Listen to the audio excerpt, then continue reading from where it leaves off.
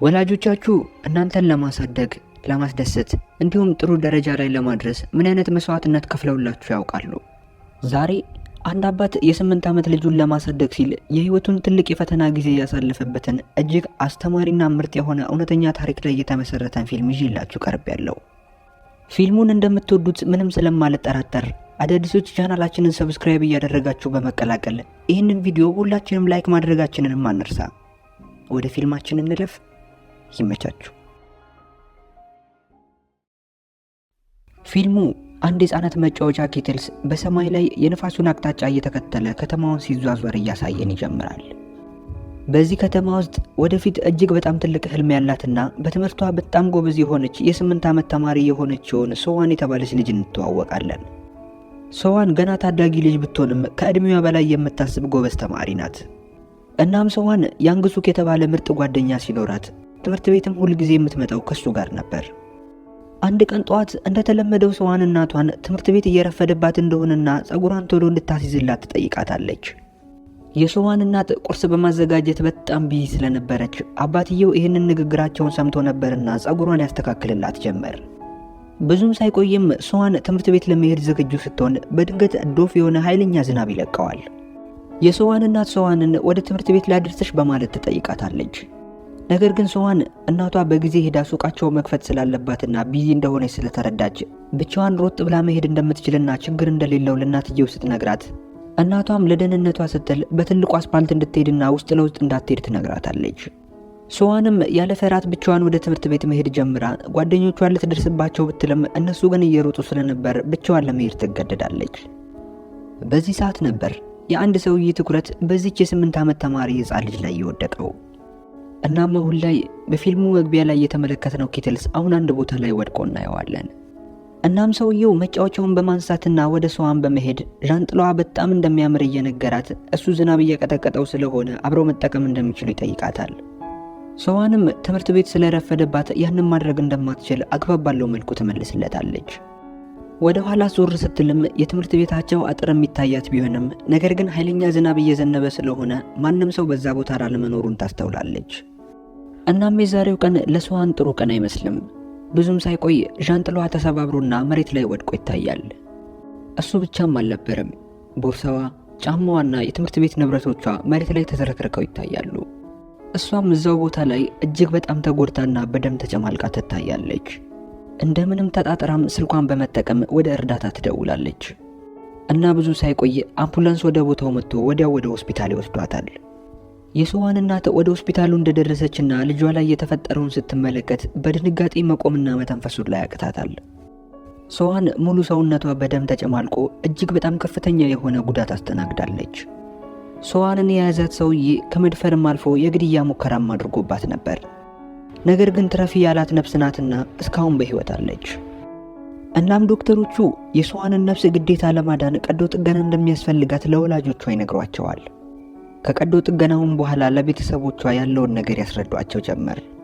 ማህፀኗ አካባቢ እጅግ በጣም ትልቅ ጉዳት እንዳለና የውስጠኛ አንጀቷ ክፍልም ክፉኛ ስለተጎዳ ግማሽ ፓርቱን ቆርጠው እንዳስወገዱትና ግዴታም ስለሆነ ከሰውነቷ የሚወጣውን ቆሻሻ የምታስወግድበትን አርቲፊሻል ከረጢት እንደሰሩለት ይነግሯቸዋል። ሶዋን ከዚህ በኋላ ያላትን ቀሪ ዘመኗን በዚህ መልኩ ልትኖር መሆኑን ወላጆቿን እጅግ በጣም ልባቸውን ይሰብረዋል። በተለይ እናትየው እስካሁን የምትሰማው እያንዳንዱ ነገር ቅዠትም እየመሰላት ነው። ከትንሽ ቆይታዎች በኋላ ሶዋን ራሷን ከሳተችበት ከማደንዘዣው ትነቃለች። አባቷም ሊጠይቃት ወደ እሷ ሲመጣ ቀስ ብላ እያየችው ዛሬ ስራ አልሄድክም እንዴ በማለት ትጠይቀዋለች። አባቷም ከስራ ተመልሶ እንደሆነ እየነገራት እንደዚህ በምትሆንበት ሰዓት ሊደርስላት ባለመቻሉ በጣም የጥፋተኝነት ስሜት ይሰማዋል። ሶዋንም በዚህ ሰዓት በጣም በደከመ ድምጿ እንደዚህ ያደረጋት ሰውዬ ተይዞ እንደሆነ አባቷን ተጠይቀዋለች። አባቷም ምን መመለስ እንዳለበት ግራ ሲጋባ ሶዋንም ሰውየው በጣም ብዙ ኪሶች ያለው ሱሪ እንደለበሰ እየነገረችው አሁን ላይ በጣም እንደደከማትና መተኛት እንደምትፈልግ ነገር ግን አንዴ እንቅልፍ ከወሰዳት የተፈጠረውን ሙሉ ነገር እንደምትረሳ ስለፈራች መተኛት እንደፈራች ትነግረዋለች። እና ምንም ይሁን ምን በዚህ እድሜዋ እንደዚህ አይነት ነገር ያደረገባትን ሰውዬ ግዴታ ሊይዙት እንደሚገባ ለአባቷ እየነገረችው እንቅልፍ ሽልብ ያደርጋትና በዛው ትተኛለች። አባትየው ከራሱ ስሜት ጋር በጣም እየታገለ ሲሆን መቆምና ራሱን ችሎ መሄድ ራሱ በጣም ከብዶታል። እናም ብዙም ሳይቆይ አንዲት ፖሊስ ወደ ስዋን ወላጆች እየሮጠች ትመጣና ለልጃቸው እንደዚህ መሆን ምክንያት የሆነ አንድ ተጠርጣሪ ሰው እንደተገኘ ትነግራቸዋለች። የስዋን አባትም እጅግ በጣም በትልቅ ንዴት እየተሯሯጠ ወደ ፖሊስ ጣቢያ የሆነ ነገር ለማድረግ ይሄዳል። ፖሊሶቹም በእርግጥ ሰውየው እንደተያዘና ነገር ግን አንዳንድ ማስረጃዎች ሊያገኙ ስላልቻሉ ብቸኛ ያላቸው አማራጭ ስዋን ራሷ ልትመሰክርበት እንደሚገባ ይነግሩታል። የስዋን አባትም ወደ ሚስቱ በፍጥነት በመሄድ ፖሊሶቹ ያሉትን ነገር ይነግራታል። ነገር ግን የስዋን እናት በጣም እየተናደደች ልጄ ይህንን ለማስታወስ ስትል ሌላ የአእምሮ መረበሽ ውስጥ ድጋሚ ልትገባ አይገባም፣ ከፈለጉ ፖሊሶቹ ሌላ ማስረጃ ሊፈልጉ ይገባል በማለት በንዴት እየተቆጣች ትናገረዋለች። በዚህ ምክንያት ሁለታቸው መሃል ኃይለኛ ጭቅጭቅ ይፈጠራል። ሁለቱም በጣም በስሜት የተጎዱ ሲሆን አይደለም ተነጋግረው ሊግባቡ ከራሳቸው ጋር ራሱ መግባባት እጅግ በጣም ከብዷቸዋል። በዚህ ሰዓት ፖሊሷ በመሃል ጣልቃ ትገባና የስዋንን አባት ወደ ቤት ሄዶ ሙሉ ስዋን የምትጫወትበትን አሻንጉሊቶች ሰብስቦ ወደ ሆስፒታሉ እንዲመጣ ትነግረዋለች። አባትየውም ግራ በመጋባት ይሄ ከማስረጃው ጋር ምን ሊያገናኘው እንደሚችል ይጠይቃታል። ፖሊሷም ይሄ ለማስረጃ እንዲሆናቸው ሳይሆን ለስዋን የግል አማካሪ ሊቀጠርላት ስለሆነ ይህንን ትዕዛዝ ያወጣችው አማካሪዋ እንደሆነች ትነግረዋለች። ግራ የተጋባው ምስኪን አባት የተባለውን ትዕዛዝ ተቀብሎ ወደ ቤት በመሄድ ስዋን የምትወዳቸውን አሻንጉሊቶች መምረጥ ይጀምራል። ስዋን በጣም የምትወደው አንድ የጦጣ አሻንጉሊትም ካገኘ በኋላ ልጄን በሆነ መልኩ ይረዳልኛል ብሎ ስላሰበ እሱን ይዞ ወደ ሆስፒታሉ ይሄዳል። በሆስፒታል ውስጥ ለስዋን የተቀጠረችው የግል አማካሪ ስራዋን ለመጀመርና ስዋንን ለመንከባከብ ዝግጅቷን እያደረገች ነው። ስዋን የምትወደውን አሻንጉሊት ወደ ስዋን ይዛ በመሄድ ስዋንን እያጫወተች ከሷ ጋር ቅርርብነትና እምነትን ለመፍጠር መሞከር ትጀምራለች። ደስ በሚልም ሁኔታ ስዋን ጨዋታውን የወደደችው ሲሆን ፊቷ ላይም ትንሽዬ ፈገግታ ይታያል።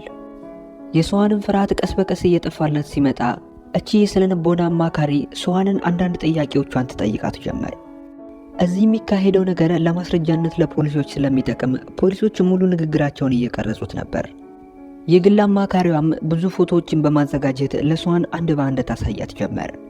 ስዋንም እንደዚህ ለመሆኗ ተጠያቂ የሆነውን ሰውዬ ባየች ሰዓት በፍጥነት አይኗን ትጨፍናለች። ይሄ እጅግ በጣም ትልቅና ጥሩ ማስረጃ ቢሆንም ነገር ግን ትንሽዬ ማረጋገጫ ይፈልጋልና የሁሉንም ፎቶ አንድ ላይ በመሰብሰብ ጉዳት ያደረሰባት የትኛው እንደሆነ ስትጠይቃት ስዋን እንደምንም እጇን ከፍ አድርጋ ህይወቷን እንደዚህ ምስቅልቅሉ ያወጣው አውሬ ላይ እጇን ትጠቁማለች። አሁን ላይ ፖሊሶች ሰውየውን በቁጥጥር ስር ለማዋል ከበቂ በላይ ማስረጃ ስላላቸው በጣም ደስ ብሏቸዋል። አማካሪዋም ሆስፒታሉን ለቃ ከመውጣቷ በፊት የስዋንን አባት ስዋን በአካልም ሆነ በመንፈስ ጥሩ ደረጃ ላይ ለመድረስ የወላጆቿ ክትትል እንደሚያስፈልጋትና በሁሉም ነገር አብረዋት እንዲሆኑ እየነገረችው ድንገት እሷንም ከፈለጓት በማለት ስልክ ቁጥሯን ትሰጣቸዋለች።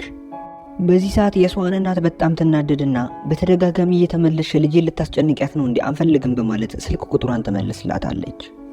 በሌላ በኩል ፖሊሶቹ በተሳካ ሁኔታ ደፋሪውን በቁጥጥር ስር ያውሉታል። ይሄ ጉዳይም በአጋጣሚ በዜናዎች ላይ መራገብ ይጀምርና በጣም ብዙ ሪፖርተሮች ወደ ሆስፒታሉ በመሄድ ሆስፒታሉን ያጨናንቁት ጀመር። የስዋን አባት በአጋጣሚ ስለዚህ ጉዳይ ሲሰማ ካለበት ቦታ በፍጥነት ወደ ሆስፒታሉ እየሮጠ ይሄዳል። ሚዲያ ላይ የሚወጣው ጉዳይ ምን ያህል የሚያስጠላ እንደሆነም ስላሰበ ልጁን ከሚዲያ ጭንቅንቅና ግርግር ሊያስመልጣት እየሮጠ ወዳለችበት ክፍል ይሄዳል። በዚህ ሰዓት ዶክተሮቹ ራሱ ስዋንን ካለችበት ክፍል ሊቀይሩላት እየሞከሩ ነበር። በአጋጣሚ ግን ጋዜጠኞች ስላዩዋቸው እየሮጡ መረጃ ስጡን በማለት ያስጨንቋቸው ጀመር። የስዋንም አባት ልጁን ከዚህ ግርግር ውስጥ ለማስመለጥ ሲል ከተኛችበት በማስነሳትና በጎኑ በመሸከም እየሮጠ ወደ ላይኛው ክፍል ይዟት ይሄዳል። ይሄ ሁሉ ነገር በሚካሄድ ሰዓት ግን ስዋን እጅግ በጣም ፍርሃትና ጭንቀት እየተሰማት መጣ። አባቷንም በፍርሃት አይን እያየችው ይሄ ሁሉ ነገር የሚሆነው እኔ ምን አጥፍቼ ነው በማለት ትጠይቀዋለች። አባቷም እሷ ምንም እንዳላጠፋች እየነገራትና ሊያረጋጋት እየሞከረ ሳለ የተሰራላት አርቲፊሻል ቆሻሻ ማስወገጃ ላስቲክ እንደተበጠሰና ከውስጡ እየፈሰሰ እንዳለ ይመለከታል። ቶሎ ሊቀይርላትም ስለሚገባ የፈሰሰውን በፎጣ እያደረቀ ላስቲኩን ለመቀየር ልብሶቿን ማውለቅ ይጀምራል። እየተፈጠረ ባለው ወከባና ግርግር ምክንያት ስዋን ደፋሪዋንና ያደረገባትን ድርጊት ታስታውስና አባቷ ያንን ድርጊት እየደገመባት መስሏት ኃይለኛ ጭንቀት ውስጥና የአእምሮ መረበሽ ውስጥ ትገባለች። ምን እየሆነች እንዳለ አባትየው መጀመሪያ አላስተዋለም ነበር። ነገር ግን አንተም ይህንን ነገር አትድገምብኝ በማለት አባቷን ስትማጸነው እያለች ያለችውን ነገር በማስተዋል አባትየው የሚናገረው ጠፍቶት በድንጋጤ ቀስ ብሎ ክፍሉን ለቆ ይወጣል። የሚወዳት ልጁ ላይ የደረሰባት በደልና መከራ ካሰበው በላይ በጣም ክፉኛ በመሆኑ እጅግ በጣም ልቡ ተሰብሯል። እስከ ምሽትም ልጁ እንድትረጋጋ ከጠበቀ በኋላ ሶዋን ወደ ተኛችበት ክፍል ተመልሶ ሲገባ ሶዋን እሱን እንዳየች በፍጥነት ራሷን በአንሶላ ትሸፍናለች። አባትየው ጭንቀቱ እየጨመረ ይመጣል።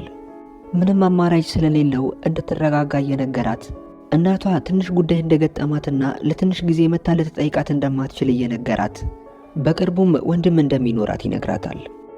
ሶዋን እስካሁን ለሚናገረው ነገር ምንም አይነት መልስ አልሰጠችውም ነበር። አባትየውም ጠዋት የተፈጠረው አጋጣሚ ምን ያህል ጭንቀት እንደፈጠረባት በደንብ አስተውሏል። በዚህ ምክንያት ልቡ በጣም ነበር የተሰበረው። ነገር ግን ሶዋንን ላለማስጨነቅ ሲል ህመሙን ደበቅ አድርጎ ፈገግ ለማለት ይሞክራል።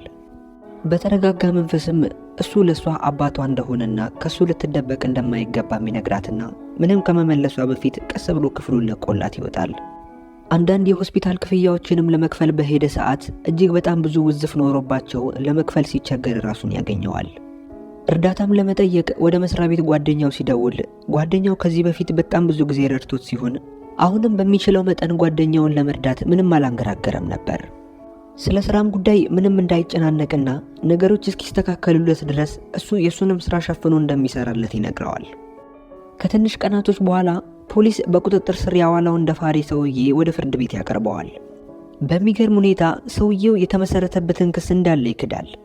ያ ክስተት ተፈጠረ በተባለበት ጊዜ እሱ ያለሊት ሙሉ የኮንስትራክሽን ሲሰራ እንዳደረና በማግስቱ ጧት ወደ ቤት እንደገባ ትንሽ መጠጥ ቀማምሶ ወደ እንቅልፍ እንደሄደና እነሱ ስለሚሉት ነገር ምንም እንደማያውቅና ተኝቶ እንደነበር ይናገራል። በዚህ ሰዓት ግን ፖሊሶች ትልቅ ተጨባጭ መረጃ ለአቃቢ ሕጉ ያቀርባሉ።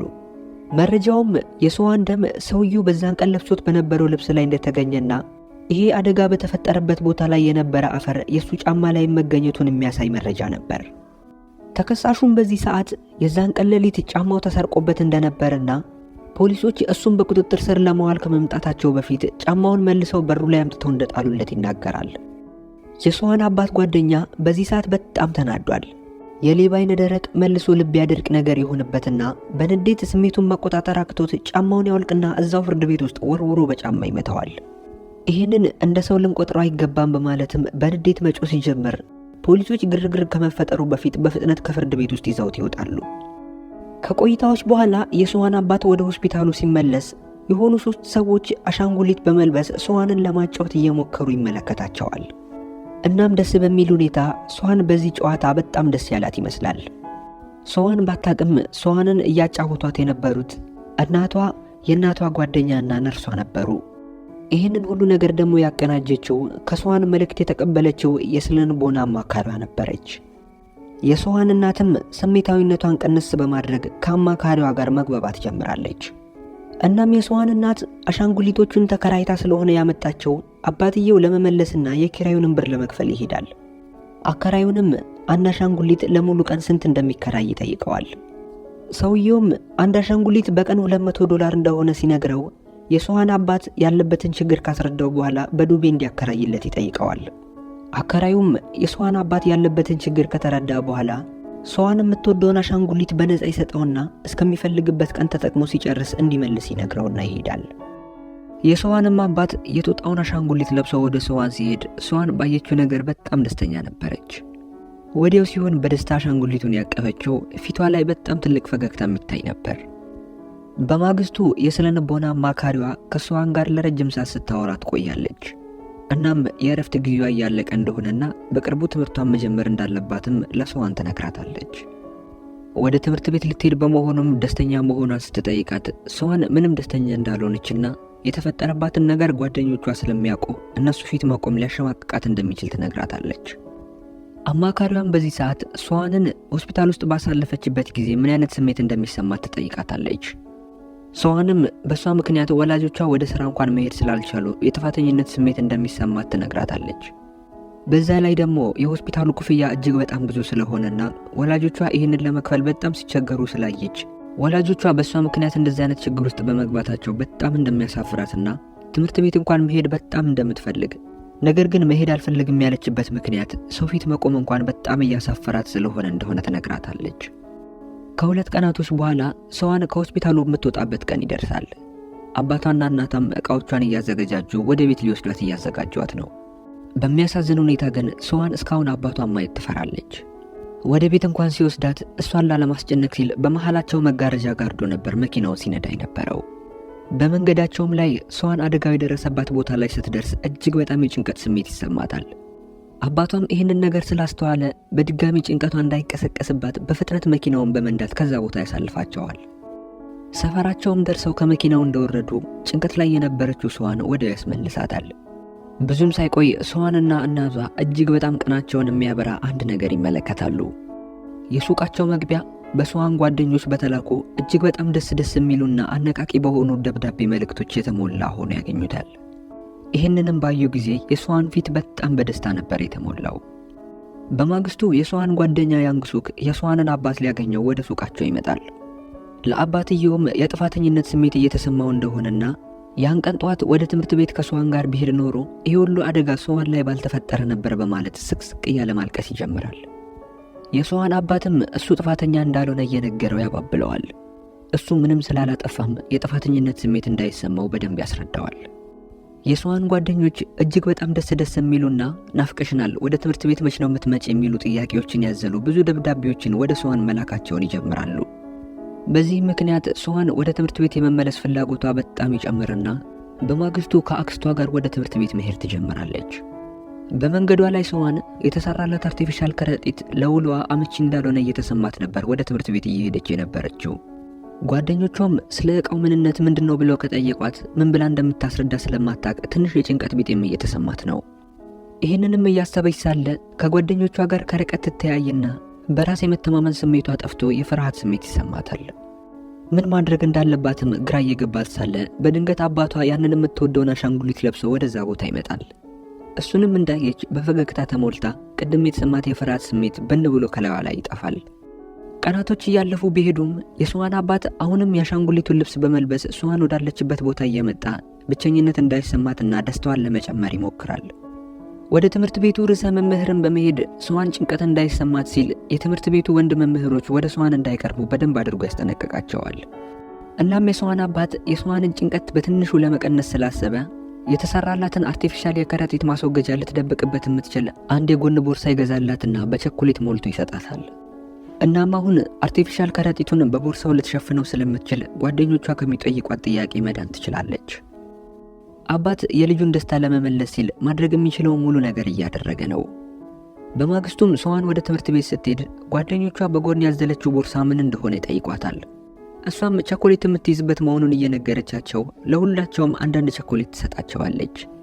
በጣም የምትወደው የቅርብ ጓደኛዋ ያንግሱክ የሚመጣና ጉዟቸውን ወደ ትምህርት ቤት ይቀጥላሉ።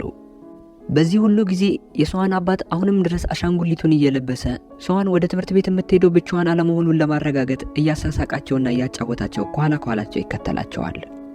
አሁን ላይ ግን ስዋን በድምፁ ምክንያት አሻንጉሊት ውስጥ ያለው አባቷ መሆኑን ትደርስበታለች። እሷም ቀርባ ልታወራው ብትሞክርም መልስ ሊሰጣት ስላልቻለ እርግጠኛ መሆን ፈልጋ ነበርና እጁን ይዛ ወደ እናቷ ሱቅ ታደርሰውና አሻንጉሊት ውስጥ ያለው አባቷ ስለመሆኑ እናቷን ትጠይቃታለች። እናትየውም አሻንጉሊቱን ስታወልቀው አባት ልጁን ለማስደሰት ሲል እዚህ አሻንጉሊት ውስጥ ለረጅም ሰዓት እየቆየ ላበላብ ሆኖ ይታያል። አባቷን በዚህ ሁኔታ ውስጥ ያየችው ስዋን እጅግ በጣም ልቧ ይነካና ወደሱ በመቅረብ ላቡን ከላዩ ላይ ተጠርግለት ጀመር። ስዋን ይህንን በምታደርግ ሰዓት በመሃላቸው ጠፍቶ የነበረው የአባትና የልጅ ፍቅር በብርሃን ፍጥነት ይመለሳል። ከቆይታዎች በኋላ አንድ ፖሊስ የስዋንን አባት ሊያናገረው ለብቻው ይጠራዋል። እናም ተከሳሹ ሰውዬ አንዳንዴ ወሰድ የሚያደርገው የአእምሮ ህመም እንዳለበት የሚያሳይ የሕክምና ማስረጃ ማቅረብ ስለቻለ በዚህ ምክንያት የክስ ሂደታቸው በጣም ሊላላ እንደሚችልና የመከሰስ ዕድሉ በጣም ዝቅተኛ እንደሆነ ይነግረዋል። የስዋን አባት በጣም እያዘነ ለልጄ የሚገባት ይሄ አልነበረም በማለት አማራጭ ስላልነበረው ማረሚያ ቤት ወዳለው ተከሳሽ ሊያናግረው ይሄዳል። ሰውየውም ለስዋን አባት አደረክ የሚሉትን ነገር ማድረጉን ምንም እንደማያውቅና ምናልባት አንዳንዴ ወሰድ ስለሚያደርገው በዛ መንፈስ ውስጥ ያደረገው ነገር ሊሆን እንደሚችልና ምንም የሚያውቀው ነገር እንደሌለ ይነግረዋል። አስከትሎም አሁን ላይ እጁ ላይ ምንም ገንዘብ ስለሌለ ከዚህ እስር ቤት እንደወጣ በርከት ያለ ገንዘብ እንደሚሰጠውና ክሱን እንዲተውለት ይነግረዋል። በንግግሩ የስዋን አባት በጣም እየተናደደ ሳለ ይባስ ብሎ ሰውየው አሁን ክሱን የማይሰርዙለት ከሆነ ከእስር ቤት ሲወጣ ያደረገውን ድርጊት እንደሚደግመው በማስፈራሪያ መልኩ ለስዋን አባት ይነግረዋል። እናም በወሬው መሃል ይሄ ሰውዬ ምንም የአይምሮ በሽታ እንደሌለበት የሚያረጋግጥ አንድ ወሬ ከአፉ ሲያመልጠው የሷን አባት በጣም ይናደድና የተቀመጠበትን ወንበር በማንሳት የእስር ቤቱን መስታወት እየደበደበ ፍርድ ቤት በነፃ ቢለቅህም እኔ በነፃ አልለቅህም በማለት ይዘትበታል። ከትንሽ ጊዜ በኋላ ተከሳሽ በድጋሚ ወደ ፍርድ ቤት ይቀርባል። በዚህኛው ዙር ሷንም ለምስክርነት ወደ ፍርድ ቤቱ ቀርባለች። ሷን ሰውየው ጥቃት እንዳደረሰባት በግልጽ በመመስከሯ ምክንያት ሰውየው የአእምሮ ህመምተኛ ነኝ የሚል የዶክተር ማስረጃ ቢያቀርብም ፍርድ ቤቱ ጥፋተኛ በማለት የ12 ዓመት ቅጣት ይወስንበታል። ይህንን የሚያክል ጥፋት ላጠፋ ሰው ግን 12 ዓመት ብቻ በመፈረዱ ሙሉ ፍርድ ቤት ውስጥ የነበረው ሰው ነበር በጣም ልቡ የተሰበረው። ፍርድ ቤቱ 12 ዓመት ብቻ የፈረደበት የአእምሮ ህመምተኛ መሆኑን ስላመነበት እንደሆነ ግልጽ ቢያደርግም ነገር ግን የሷን አባት እጅግ በጣም ልቡ ተሰብሮና ተናዶ ሰውየውን ሊደበድበው ከተቀመጠበት ይነሳል። ነገር ግን ሷን በፍጥነት አባቷ እግር ላይ ትጠመጠምና እባክህ ምንም ሳታደርግ ወደ ቤት እንድንሄድ ነው የምፈልገው በማለት እያለቀሰች ትማጸነዋለች። በሷን ተግባር አባትየው እጅግ በጣም ልቡ ይነካና ካለችበት መሬት እቅፍ አድርጎ ያነሳታል። ከትንሽ ወራቶች በኋላ የሷን እናት በሰላም ወንድ ልጅ ትገላገላለች። እናም አሁን ላይ ሷን ወንድም ያላት ሲሆን ወንድምም ስላላት በጣም ደስተኛ ሆናለች። ከምንም በላይ ደግሞ የደረሰባትን በደል እየረሳችውና ወደ ኖርማል ህይወቷ እየተመለሰች ስለሆነ ወላጆቿ በጣም ደስ ብሏቸዋል። የሚገርመው ግን ሷን የደረሰባትን በደል ረስታው ሳይሆን ለብዙ ጊዜ ራሷን ለማጥፋት የሞከረች ቢሆንም አሁን ላይ ግን ወንድም ስላላትና የመኖር ተስፋዋን ስለመለሰላት በሱ ደስተኛ መሆን ስለጀመረች እንጂ የደረሰባትን በደል ረስታው አልነበረም። እናም አሁን ላይ ልትኖርለት የሚገባ ወንድም እንዳላትና ህይወቷን በደስታ መምራት እንዳለባት ለራሷ ቃል ስትገባ እያየን ፊልማችን በዚህ ይጠናቀቃል።